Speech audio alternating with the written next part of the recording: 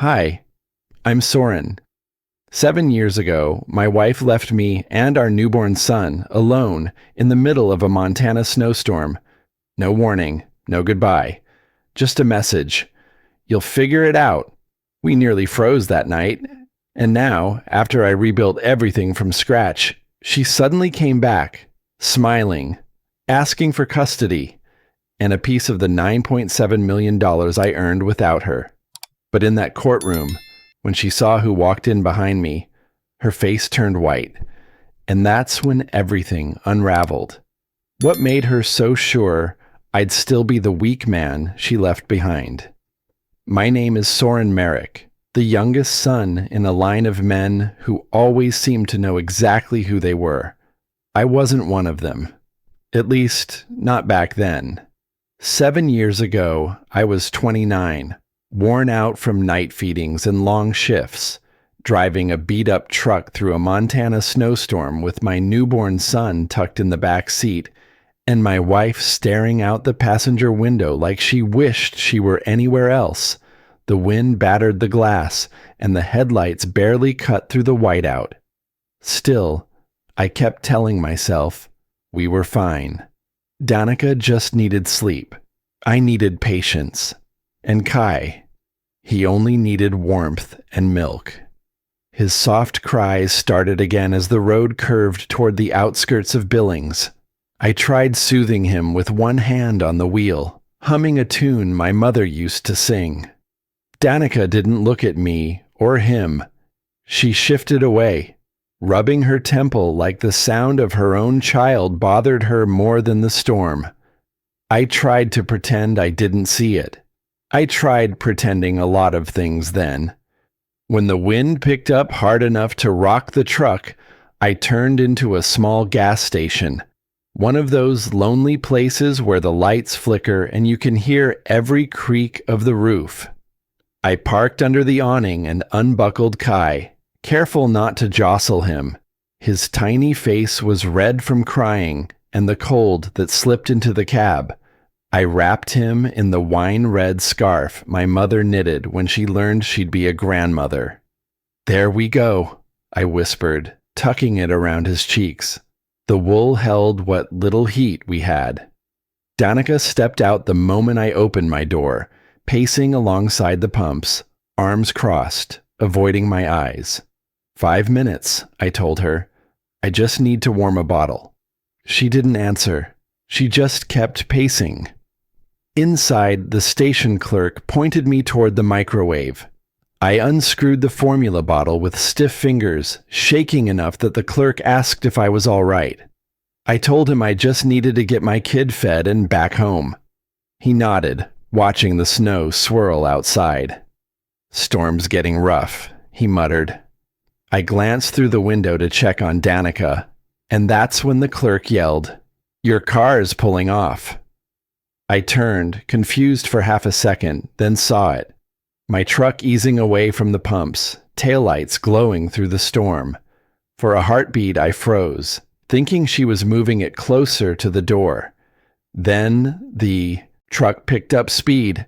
I bolted outside with Kai pressed to my chest, the hot bottle dropping into the snow. The cold hit my feet first. I hadn't even registered I'd run out without shoes. I sprinted across the icy lot, shouting her name, calling louder with each step. "Danica! Stop! Danica!" My voice cracked, swallowed by the wind. She never slowed, never looked back. The truck vanished into the curtain of snow with my phone, my wallet, every way home inside it. The clerk dragged me back under the awning, grabbed a blanket from a storage bin, and called the sheriff. I could barely feel my hands. All I could do was shield Kai with my body, the scarf wrapped tight around him. His breathing turned faint, soft enough that fear pushed up into my throat. I held him closer, trying to warm his skin with mine, whispering anything I could think of. It took hours before help reached us. A patrol truck rolled in first, lights flashing through the storm, followed by 2 familiar headlights. My brothers stepped out, Graydon walked straight toward me, his boots crunching over the ice. Instead of rushing to check on Kai, he just stared at me like I'd done something wrong. "Where's Danica?" he asked. "I told you. She left with the truck. She drove off." He exchanged a look with my other brother, and I understood it immediately. Doubt, suspicion. The same look they'd given me my whole life whenever something went wrong. "Come on, Soren," Graydon said quietly. "She called earlier. She said you snapped, said you ran off and left her standing alone on the road." I shook my head, the cold burning my throat. Why would I lie about this? Look at him. He's freezing. Check the cameras. Please. A deputy confirmed the tire tracks headed west, exactly the direction she drove. But my brothers' faces didn't change. I saw the judgment settle in their eyes like snow on the roof. Graydon stepped closer. "You've always been the fragile one. Stop trying to make her the villain." Those words carved into me deeper than the cold ever could. Even with Kai's breaths growing shallow in my arms, even with every fact pointing to what really happened, they still believed her over me. I didn't argue. Something inside me simply shifted. Quietly. Permanently. The sheriff eventually guided me into the patrol car so Kai could warm up. I sat there, holding him against my chest, listening to the heater hum. Outside, the storm kept swirling across the lot.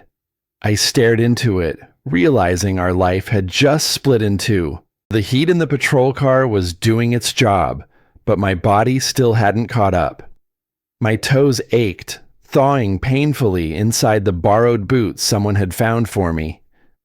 Kai stirred against my chest, his breath a warm flutter beneath the wine-red scarf. I didn't move.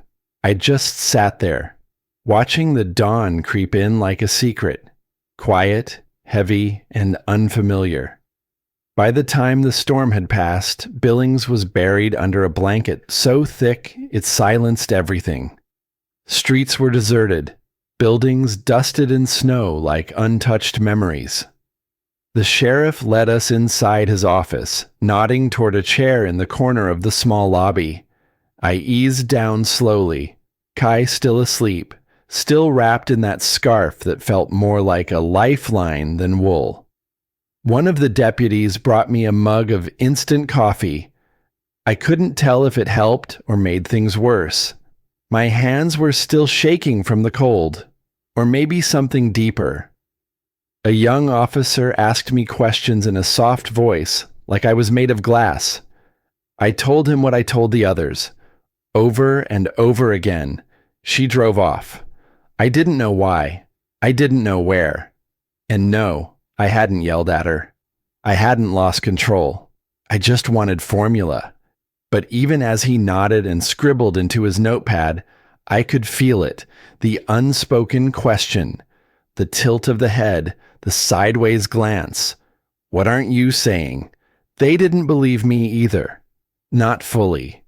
The door opened again, and my brothers walked in like they owned the place. Behind them, moving slower, was my father. He didn't sit, just crossed his arms and stared at me like I was a stranger who owed him something. Graydon stepped forward, hands in his jacket pockets.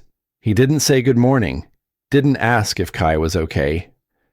"Tell us what happened again," he said. So I did, word for word. The same way I had at least 6 times before. Gas station, formula, her walking off, the car driving away, the snow, the wind, the screaming. No one blinked, no one asked about the baby in my arms. Then came the line I should have seen coming. Graydon crouched in front of me like I was 10 years old again and had crashed my bike into the neighbor's fence. His eyes didn't soften. "Soren," he said low, like he was doing me a favor. "You've always been the weak one. You panic. You spiral. You imagine things when you get overwhelmed. The floor didn't drop. Nothing dramatic happened, but inside, something bent. My father didn't defend me. He didn't even flinch. Just nodded once like he agreed. Like it was a truth so obvious it didn't need words. My hands tightened around Kai. A deputy came in to report that tire tracks confirmed the vehicle had pulled away from the station at speed. No hesitation, no signs of a struggle, just gone. Even then, Graydon and our middle brother Darren exchanged glances. The kind that said, "Sure, maybe the truck moved, but does that mean she abandoned him?" The shame crawled up my spine like something alive. It wasn't just disbelief. It was disinterest, like my pain was an inconvenience to their mourning. I swallowed everything I wanted to scream and asked if I could use a phone. The sheriff handed me his cell. I dialed Danica's number with fingers that still felt half dead. Straight to voicemail. I tried again. Same, and again. On the fourth try, a text buzzed back. Just one line. "You'll figure it out yourself." That was it. No context, no explanation, no acknowledgement of our son. I stared at those words for a long time, my thumb hovering over the screen. I turned the phone toward my brothers. They leaned in, read it, and pulled back with expressions that made it clear. "This is your mess." Graydon shook his head like I'd just proven his point. "She's probably just tired, Soren. You've got to stop expecting people to carry you." I didn't answer. My focus dropped to Kai's face, peaceful in sleep, his tiny fingers curled into the scarf like he somehow knew it mattered. Something in me settled, not with peace, but with certainty. I could no longer count on any of them. When my father finally spoke, it was a flat offer. "You can stay in the guest room at the house, sleep this off, then figure things out." Sleep it off, like this was a headache. Like Danica hadn't driven off in a blizzard with every piece of our future. I stood slowly, careful not to wake Kai. "No, thank you." They didn't argue. That hurt more than if they had. I thanked the sheriff, shook his hand, and stepped back outside. The morning light bounced off the snow so sharply it made me squint. I pulled Kai closer and started walking. I didn't know exactly where I was going, but I knew where I wouldn't be going again. The cold air bit at my cheeks as I moved farther down the road, Kai tucked against me. Each step steadied my breathing a little more. I wasn't heading toward the sheriff's office or any of the places they expected.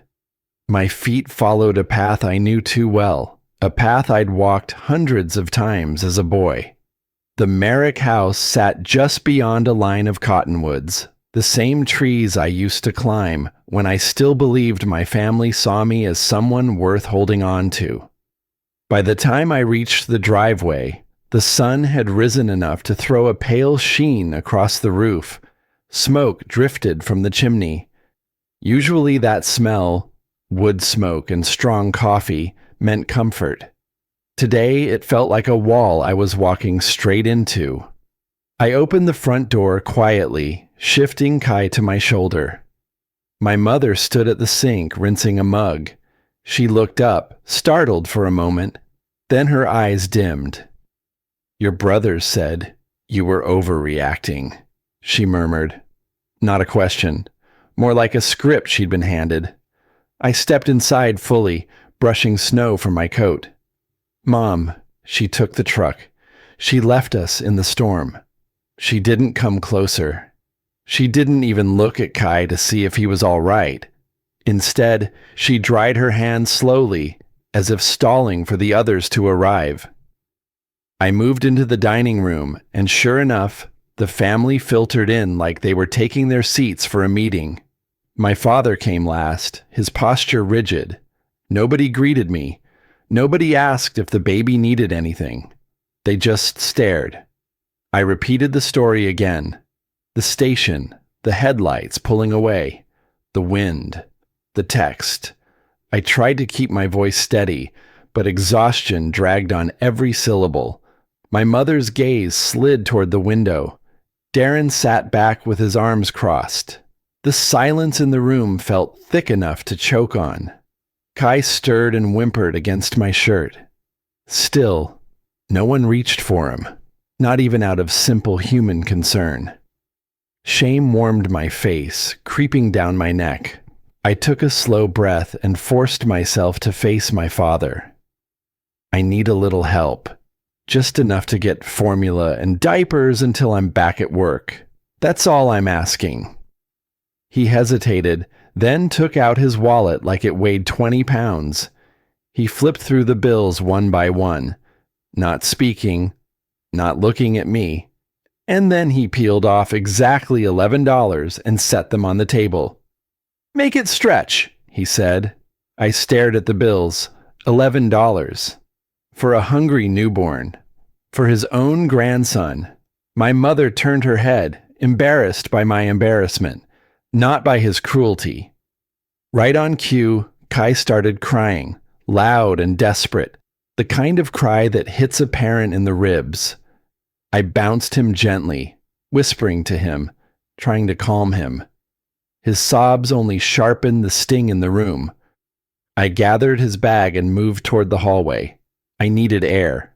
I needed space. But just as I reached the doorway, Graydon stepped in front of me, blocking the path. He didn't shout. He didn't even raise his voice. Sometimes quiet words cut deeper. "Soren, you shouldn't be making big decisions right now. You're too emotional." He dragged out that last word like it meant unstable, like it meant I couldn't be trusted with my own life, let alone my son's. I tried to sidestep him, but he leaned slightly closer and muttered, "Useless youngest son. Always will be." It wasn't new. It wasn't original. But hearing it this morning, after the night I'd survived with my baby in my arms, hit in a way I couldn't quite hide.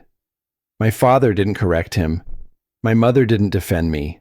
They just stood there, letting the words settle around me like dust.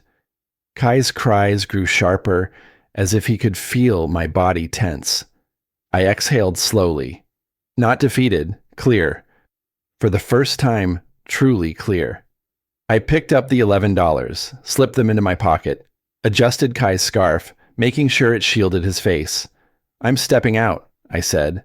Not loud, not angry, just done. No one followed. No one asked where I was taking the child they claimed to care about. The air outside stung my lungs, but it felt cleaner than anything inside that house. I headed toward the car that the deputies had arranged for temporary use. As I moved down the walkway, something made me glance toward the mailbox at the edge of the drive.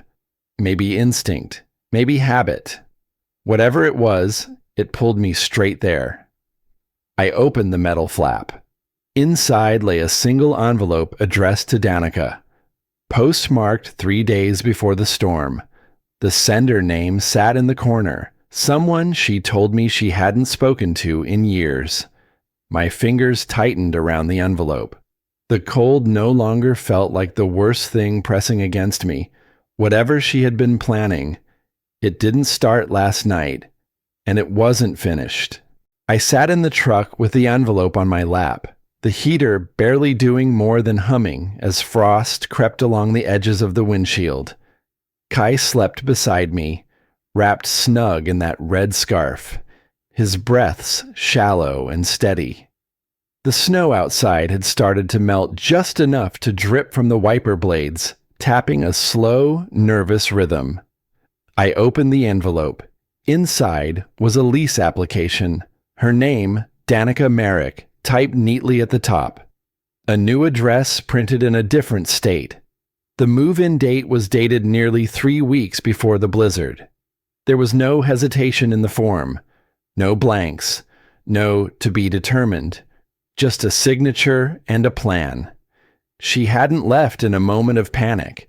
She'd already left. mentally, emotionally. All that was missing was her body from the truck seat. I didn't shout. I didn't cry. I sat there, still. The engine ticked as it idled. The ache in my chest wasn't sharp. It was wide, dull, something that settled into the bone and refused to leave. She hadn't just driven away. She'd erased us, quietly, efficiently, with a pen. Eventually, I folded the paperwork and tucked it back into the envelope. My hands moved on their own, fastening Kai's blanket, adjusting the rear-view mirror. My head still throbbed, but not from the cold anymore. I needed to move. I needed to do something. I couldn't go back to that house, not to be pitied or worse, ignored again. I didn't have money or a place to sleep, but I had the truck and I had memories of one place where I'd been treated like a person, not a failure. So I drove. The streets were slushy, but the truck held steady as I made my way across town toward the edge of the industrial district where the old repair shop stood. The sign still hung crooked over the awning, Gus's Auto and Salvage. The place hadn't changed in years. That, for once, felt like a blessing.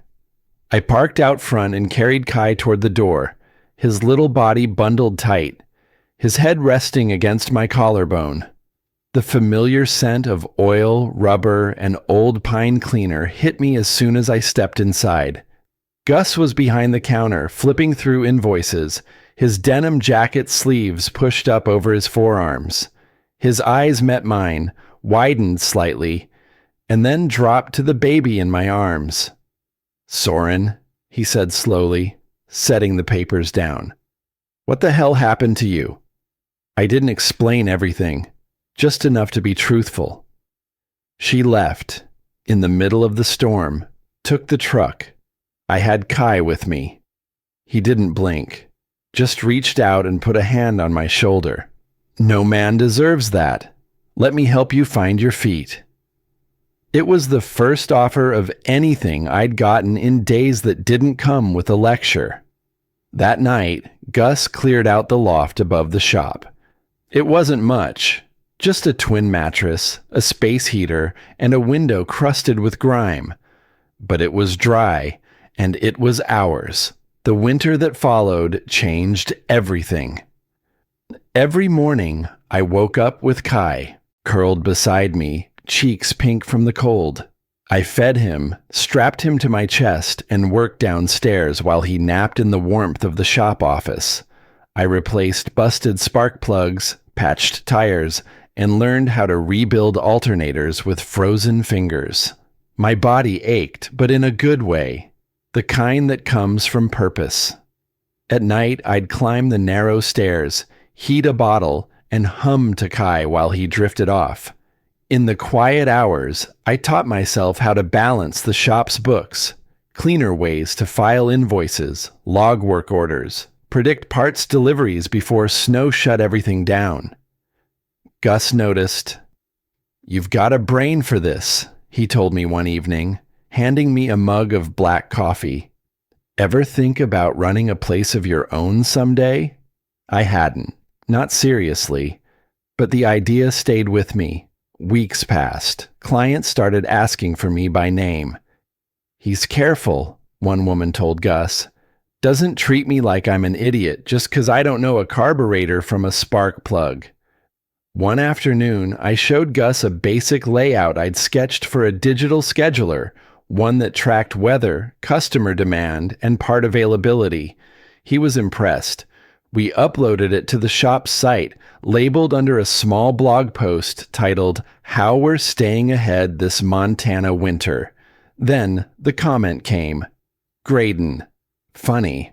That's the system I taught Soren years ago." It wasn't true. He'd never even touched a repair book, but he knew what he was doing, knew the tone, knew how to make people nod along even without evidence. The likes came quick. Old friends, even a few locals I'd helped, commenting things like, "Glad to see the family talent coming through," or "Merrick boys always new cars." It burned in places I didn't even realize could still burn. I closed the laptop. Didn't respond. Instead, I reached for my notebook. I opened a fresh page and wrote, "If they will not give me credit, I will build a life where I no longer need their approval." And I meant it. That night, while Kai slept soundly in the loft, I sat at the tiny desk near the window and kept writing. Plans, ideas, goals. It wasn't rage anymore. It was clarity.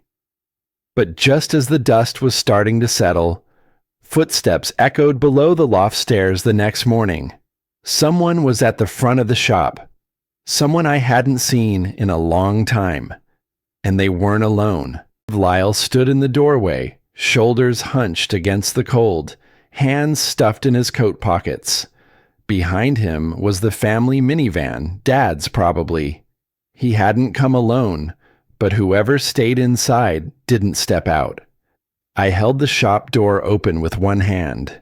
Kai pressed against my chest with the other. The contrast between us was sharp. Lyle, clean-shaven, coat spotless, boots still polished. Me, hair matted from another sleepless night, clothes stained with oil and formula. He didn't say hello. "Dad wants you home," he said instead, "so we can figure out the mess you created." The words weren't sharp, but they didn't need to be. The weight was in his tone. Calm, dismissive. Like he was doing me a favor, like this was a problem to be cleaned up quietly before the neighbors whispered too much. I didn't answer right away. Gus glanced over from under the hood of an old Ford, but didn't interrupt. Lyle's eyes scanned the garage. Grease-smudged walls, tools hung with care, heater humming weakly. He looked unimpressed. "This where you're hiding now?" he added. "Figured if you were serious about fixing things, you'd come home. Not here." I felt Kai shift slightly. I adjusted my grip, keeping him close. "I'm not hiding," I said. "I'm working, paying my own way."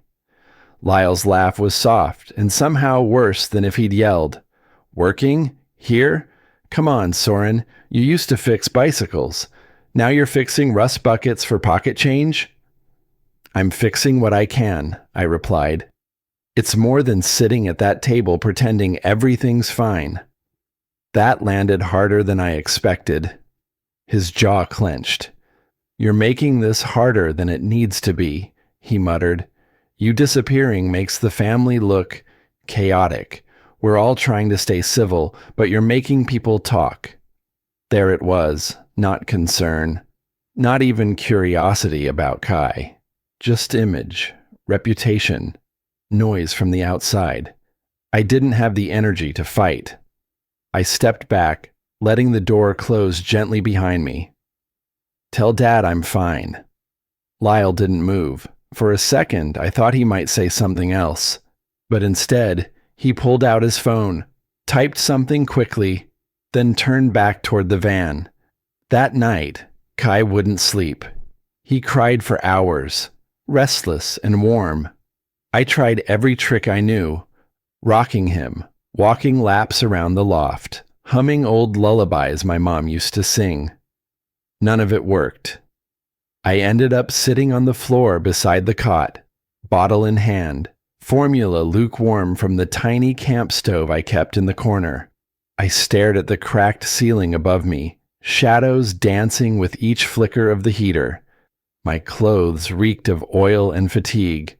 My muscles ached, and for the first time since the storm, I felt it, an ache deeper than any chill. Maybe they were right. Maybe I was the weak one. Maybe this was all I'd ever be. The next morning, Gus found me half asleep at the front desk. He didn't scold, just poured me a mug of coffee and said, "Come meet someone." She stood at the back of the shop, arms folded, eyes scanning the walls. Mid-40s, sharp eyes, salt and pepper hair in a bun that didn't move no matter how cold the wind outside was. Ruby Kestrel, consultant, logistics specialist, Gus's longtime friend, apparently. She nodded once at me, then gestured toward the old laptop on the desk. You designed the scheduling system? I hesitated. Yeah. She sat, started clicking through the interface. No reaction at first, then a pause. Soren, this isn't just a calendar. It's optimized routing, with weather contingencies and predictive supply checks. I rubbed the back of my neck. I just put together what we needed. She looked up. Who taught you to think like this? I shrugged. No one. She stared at me for a moment. Really looked. You're good at this. Really good.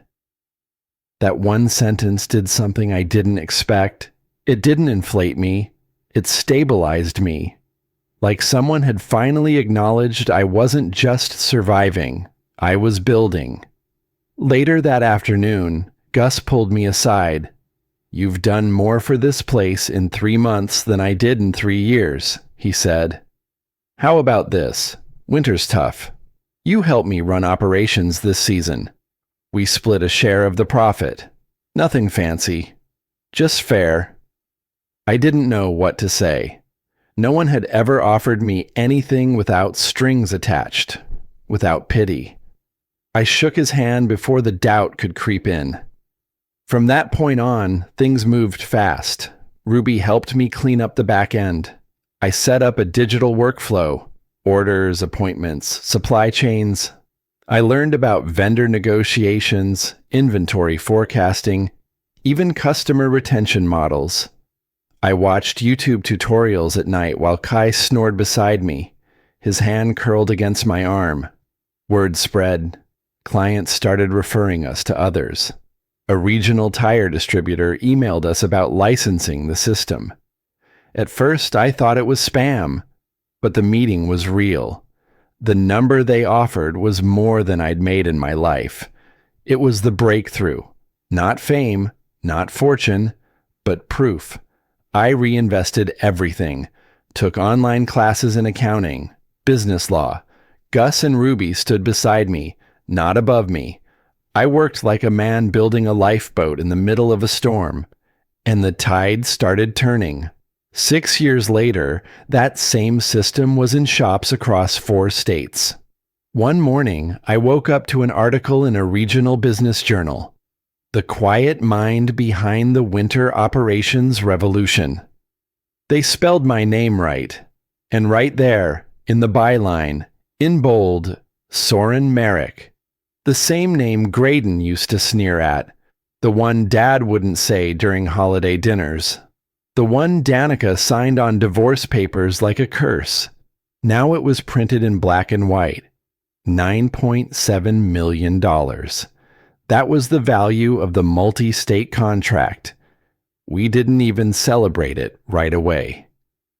Ruby and I just stared at the email, then looked at Kai, now 7, sitting cross-legged on the floor, reading a book he'd already outgrown. That moment, I didn't feel pride. I felt peace. Somewhere out there, Danica saw that headline. I didn't need to imagine her reaction, because the very next day, she came back. The knock wasn't loud, but it cut through the morning like a bell. I was standing in the kitchen, pouring coffee while Kai sat at the counter, swinging his legs and crunching cereal between bites. His soccer bag was slung over the chair from the day before, still half-zipped. The phone hadn't stopped buzzing since sunrise. Reporters, congratulations, local officials. Ruby had texted me earlier. You earned this. Proud of you. I should have felt joy. I should have felt grounded. But when I opened the door, the air left my chest. She stood there like a memory that refused to stay buried. Danica. Hair curled just right, lips painted soft red, coat too clean for December in Montana. Her smile was tight, practiced. Not one line on her face hinted at the 7 years since she'd walked into that storm and didn't come back. Her eyes didn't settle on me. They moved past my shoulder, searching for something. Hi, Soren, she said, voice soft like she was offering condolences. Can we talk?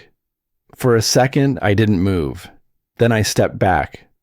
Not because I wanted to, because Kai deserved clarity, not secrets. I led her inside. She glanced around the house, the tidy kitchen, Kai's drawings on the fridge, the soft hum of life she hadn't expected to find. Her lips trembled, just enough. I made mistakes, she whispered.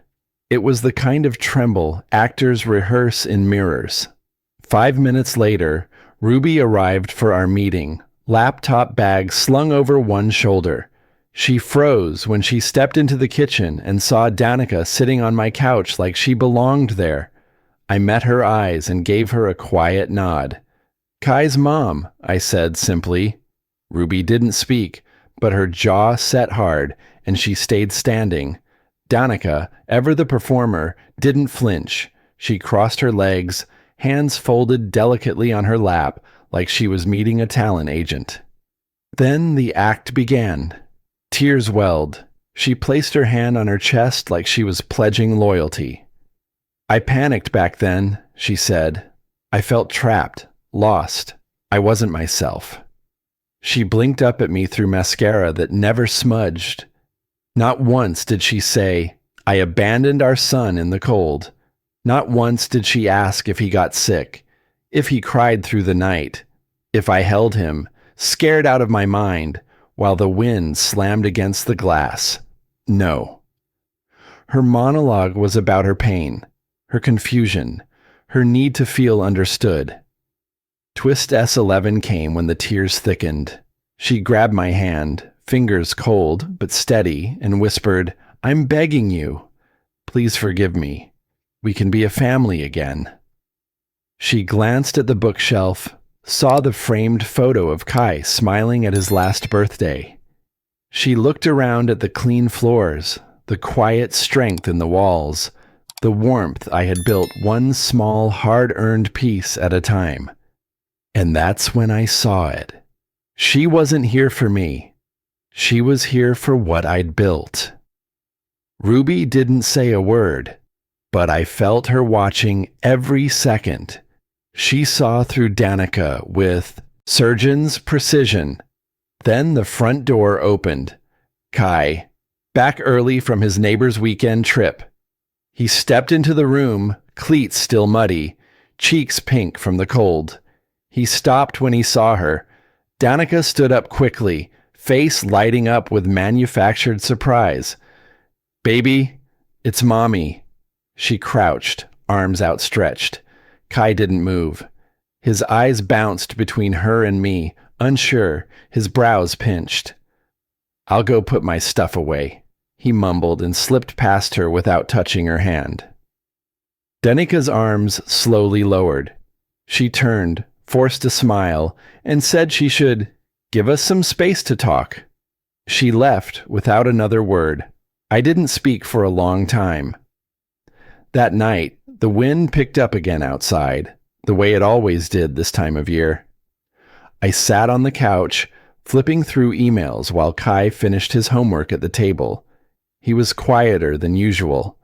After brushing his teeth and curling into bed, he called for me. I walked in, and he scooted closer, pulling the blanket up to his chin. Then came Twist S12. Daddy, he whispered, was it my fault she left? My heart sank. What? When I was a baby, was I too loud? Or did I cry too much? His voice cracked. Did I do something wrong? I knelt beside his bed and pulled him into my arms. His body shook with a cry he didn't understand, and I held him, tighter than I ever had. No, son, I whispered. Not 1 second of it was your fault. Not even close. He nodded into my shoulder, but I knew the question would echo longer than the answer. Something broke in me, quietly. This wasn't about me anymore. It hadn't been for a long time. It was about him, his safety, his heart, his future. Later that night, while Kai slept curled up with his favorite stuffed bear, I found Ruby still in the office.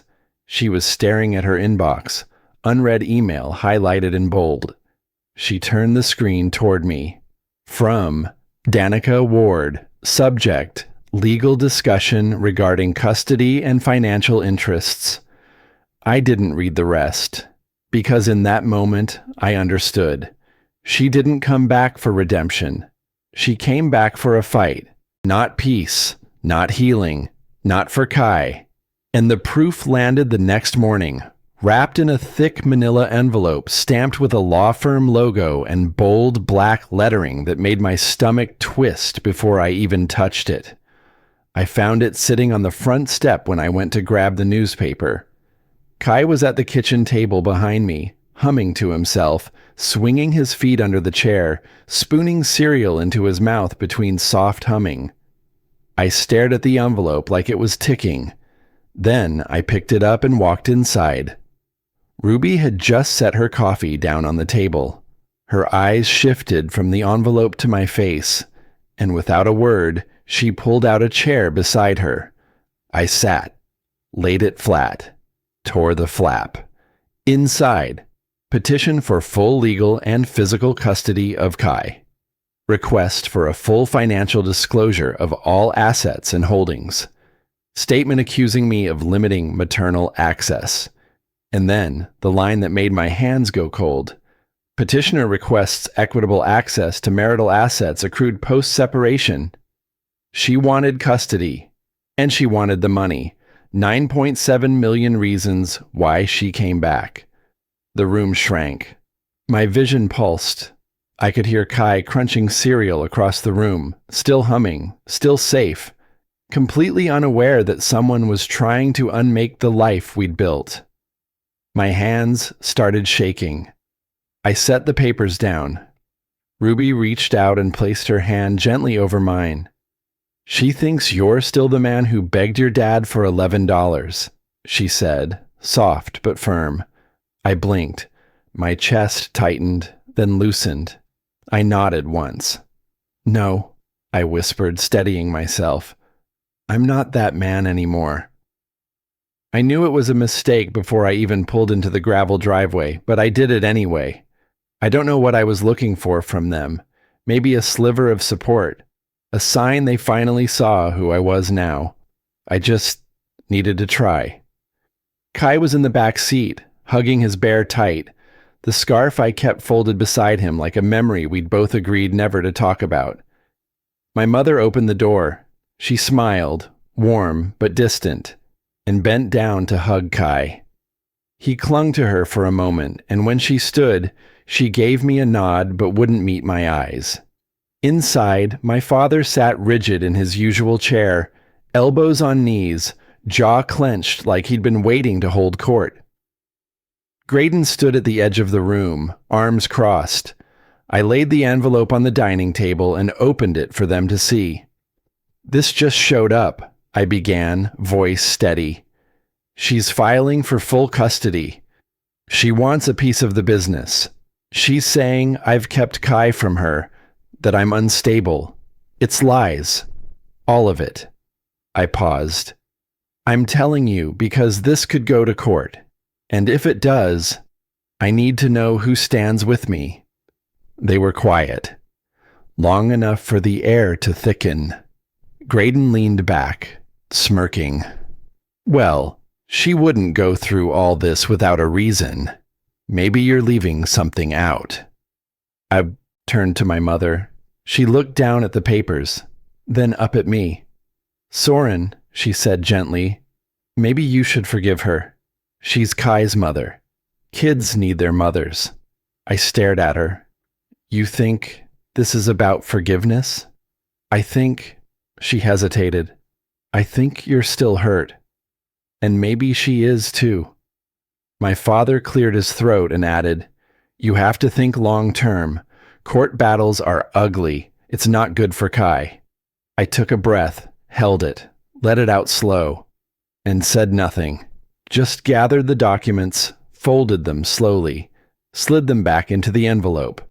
But something inside me, something quiet and permanent, shifted. That was the last time I went to them for support. Ruby drove us home. She kept one hand on the wheel, the other steady on her thigh, glancing over at me now and then, but saying nothing. She didn't need to. Her silence felt more loyal than any words I'd heard that morning. The sky had turned pale gray by the time we pulled into the driveway. I hadn't even made it up the steps when my phone buzzed. I answered. "Soren, it's Michael," said the voice on the line, my new attorney. "I need you to sit down for this." Inside, Kai ran upstairs to grab a toy. Ruby headed to the kitchen. I sat on the couch, bracing for impact. "She's filed an emergency request," Michael said. "She's claiming you've created a dangerous environment for the child, restricted her access, and that your recent media exposure has raised concerns." I didn't respond. "She's petitioning the court for temporary full custody until the matter is resolved." I swallowed. Hard. When? "Hearings in 48 hours. I closed my eyes. My fingers curled into fists against my thighs. I didn't shout, didn't pace. I just sat still, letting the pressure settle. Kai wandered down a few minutes later, holding the scarf, dragging it behind him like he always did when he didn't know what to do with his hands. His eyes scanned my face. "Dad?" he asked. "Are you okay?" I pulled him into my lap, held him tighter than usual. "I'm fine, buddy. Just thinking." He leaned into me. I didn't say it out loud then, but in my head I made the promise that would carry me through the next storm. No one is taking him from me. Ever. That night, after Kai was asleep, I sat at the desk in my bedroom, trying to gather thoughts into plans. I didn't even notice Ruby at first, standing by the hallway. She walked over slowly, holding her tablet. Her face was pale. "I think you need to see this," she said quietly. I turned the screen toward me. It was an email from Danica, sent to the general inquiry inbox of our company. Subject: legal discussion regarding custody and financial interests. There was no greeting, no context, just a link to a file and a brief note. "This isn't personal, just business." I stared at the screen. It wasn't a mistake. It was strategy. And then came the final blow. My phone lit up on the desk. Unknown number. One message. "You can't win this." I didn't know who sent it. Didn't need to. The message was clear. But so was my response. Watch me. That night, I barely slept. But I wasn't restless. I was ready. There's a difference. At dawn, I lay still for a moment, listening to Kai's breath next to me. He'd crawled into my bed sometime after midnight, scarf in hand, curled against my chest like he used to when he was small. He was still my little boy, and I was still the one who never left. I eased out of bed, careful not to wake him. In the kitchen, Ruby was already at the table, her laptop open. A spread of documents fanned out around her. Her hair was tied up, sleeves rolled. Her mug sat untouched. She didn't look up when she spoke. "Soren," she said softly, "if she's willing to lie like this, we need to give the court something she can't twist." I pulled out a chair beside her and sat down. "Let's get to work." By noon, the table was buried. We found the gas station receipt, the one I paid with cash the night she left us, still creased in my old jacket's inside pocket. Then Ruby tracked down the old station clerk, Tom. Still worked the overnight shift. Still remembered me standing there, soaked and frantic, holding an infant in my arms. He agreed to speak. Then came the harder parts. The lease application in Danica's name, dated 3 weeks before the blizzard. The one she filled out with an out-of-state address. Not just a plan to leave, but a plan to disappear. We pulled up the text message, the one she sent after I called her, begging her to come home, to explain. You'll figure it out yourself. 4 words that still rang like a bell in my head. Cold, meant to sting. The worst piece was Kai's medical file. Mild hypothermia. Skin temperature below 94. The nurse who looked me in the eyes and said, "If you'd come an hour later." Each paper we laid down felt like ripping open a wound I'd sewn shut too fast. But I didn't flinch.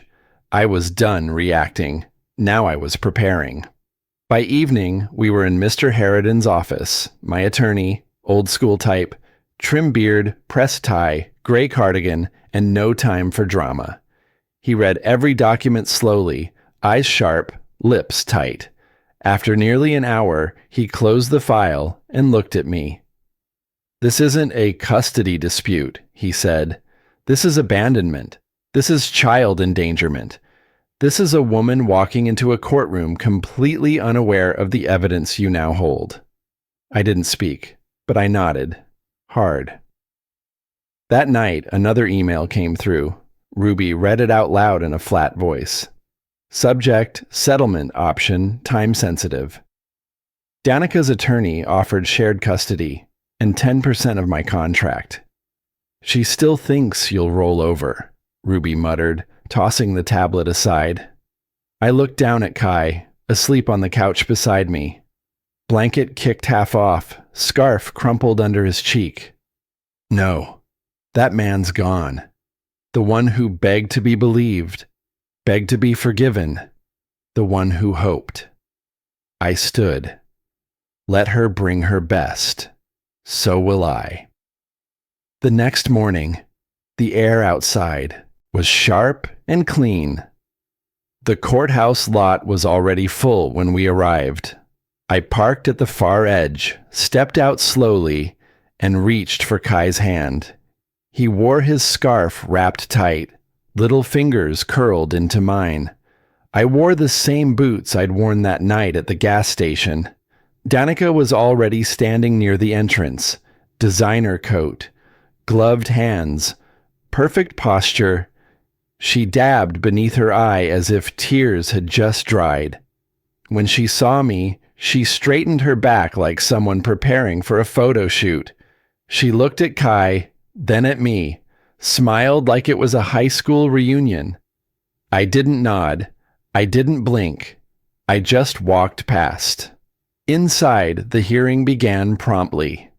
Her lawyer opened, painting me as a man emotionally unstable, withholding maternal access, alienating the child. Danica sat beside him, eyes lowered, voice trembling when she spoke. "I never stopped loving my son," she said softly. "I was overwhelmed. I was scared. But I never wanted to lose him." The judge, a woman in her 60s, watched with practiced neutrality, scribbled notes, nodded. Ruby leaned in and whispered, "It's an act." I didn't respond. I didn't need to. It was our turn. Harridan stood slowly. No dramatics, no raised voice. Just methodical evidence. The text message, displayed on the screen. The lease document, dated and signed. The gas station receipt, time-stamped. The medical report, plain as day. Then a pause. "Your Honor," he said calmly, "we have one more piece to present." She glanced up. "Go ahead." He turned slightly toward the door. "We call our third witness." The courtroom door creaked. First came Tom, the gas station clerk, nervous, hat twisting in his hands. He spoke simply, clearly, with no need to embellish. "Yes, ma'am. I remember him. It was snowing hard. Baby in his arms, no coat. She never showed. He bought formula, diapers, and asked me to keep the heat on while he fed the baby." Then Harridan said, "And one more witness." Another figure stepped through the door. Tall, calm, worn denim jacket. Gus. The man who gave me a floor to sleep on when I had nothing but a child and a cracked heart. He didn't flinch under pressure. He stood firm, looked the judge in the eye, and said, I saw what Soren went through. I saw who walked away. I saw who stayed. And I saw who woke up every 2 hours that winter to feed a baby no one else seemed to care about. I don't know law, ma'am, but I know a father when I see one. Silence fell like snowfall. Danica's face went pale. Her attorney fumbled through his papers, unsure where to go next. The judge's pen stopped moving. Kai squeezed my hand. And for the first time since that storm 7 years ago, I felt the weight start to lift. And then the room drew silent. Not a peaceful quiet, but the kind that sits heavy in the air before something final breaks loose. The judge adjusted her glasses and looked from me to Danica, then back to the stack of documents in front of her. The tension in that courtroom felt thick enough to touch. Behind me, I could hear Ruby exhale slowly. Kai clutched his scarf, the edge of it brushing my shoulder. I kept my hands still on the table. No shaking, no fear, just waiting. The judge spoke, her voice calm but firm. There is overwhelming evidence of abandonment, negligence, and willful misrepresentation. Every word landed like a nail sealing a door shut. Danica's shoulders jerked. Her fingers dug into the table, knuckles white. The judge continued, her tone unchanged. Full legal custody is granted to the father, effective immediately. My breath left me in one long, shaking rush. It felt like something inside my chest finally expanded after years of being forced small. Maternal visitation is suspended, the judge added, pending psychological evaluation and follow-up review. Behind me, Ruby whispered, "There it is." The judge wasn't done. All financial claims made by the petitioner are dismissed with prejudice. Danica's breath hitched. This time, it wasn't theatrics. Her face crumpled, and she stood so quickly, her chair screeched across the floor. "You don't understand," she shouted, her voice breaking. "I was confused. I had so much going on. He twisted."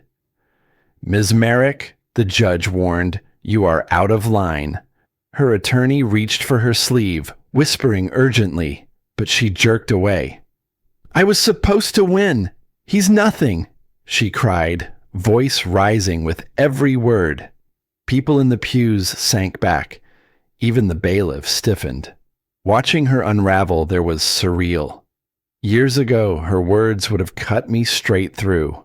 Now I just felt done. The judge told her to sit down a second time. She didn't. Her attorney finally pulled her back into her seat, whispering sharply. She bowed her head, trembling with real panic now, no script left to lean on. I rose slowly, turning away. I didn't look back at her. There was no need. Instead, I walked toward the back of the courtroom and found Kai standing with Ruby. His small hand reached up before I could even speak. He pressed the scarf against his chin and whispered, "Are we safe now, Daddy?" I crouched down, placed my hands on his shoulders, and nodded. "Yeah, buddy, we're finally safe." He closed his eyes like he'd been holding that question inside for years. Walking out of the courthouse felt like stepping from a storm into clear sky. Reporters waited outside, microphones raised, calling my name.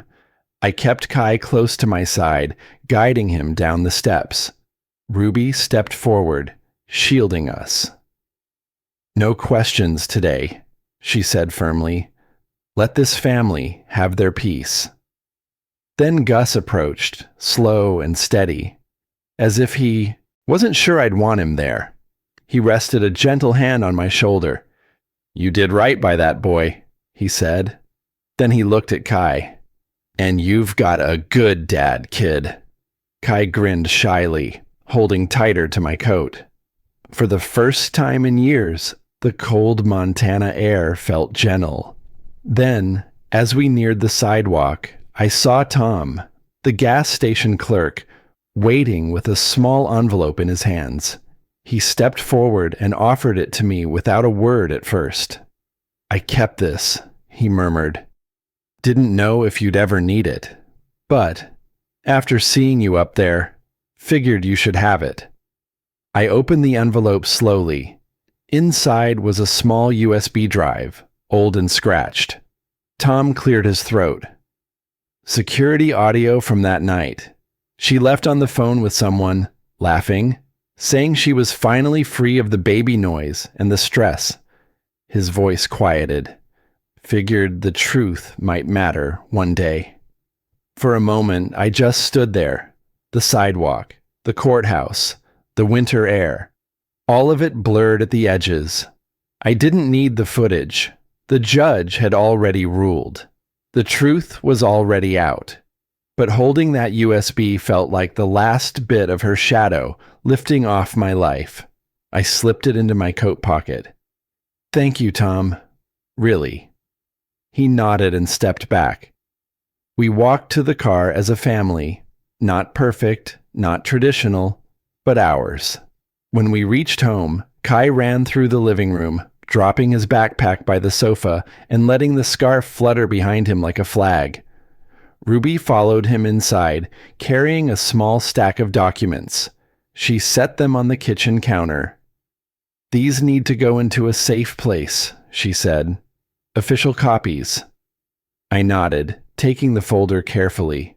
I placed it on the dining table, smoothing the edges with my palm. There was no rush, no panic, just steady quiet. My life was mine again. Not because the court ruled in my favor, but because I didn't give up. Because I rebuilt myself from the night she walked away. Because I chose to stay when everything in me felt broken. That kind of choice changes a man. Later, as the sun dropped behind the trees, I found the red scarf on a hook near the door. I moved it gently, checking its stitching, the same soft wool my mother knitted years ago. It had survived storms, poverty, cold nights, and fear. Now it hung as a reminder of something else entirely: resilience. I heard Kai's footsteps behind me. He climbed into my lap as I sat by the window. Snow drifted outside, soft and slow, no longer threatening, just peaceful. "I'm glad you didn't give up, Dad," he said, resting his head against my chest. I pressed my hand against his back. "I'm glad too." For a long time, we sat without speaking, just breathing together, just letting the years settle into their place. I watched the way the snow caught the porch light, the way the world looked new, clean, and then, for the first time in my life, I whispered something I finally believed. "I'm not the weak man she left behind."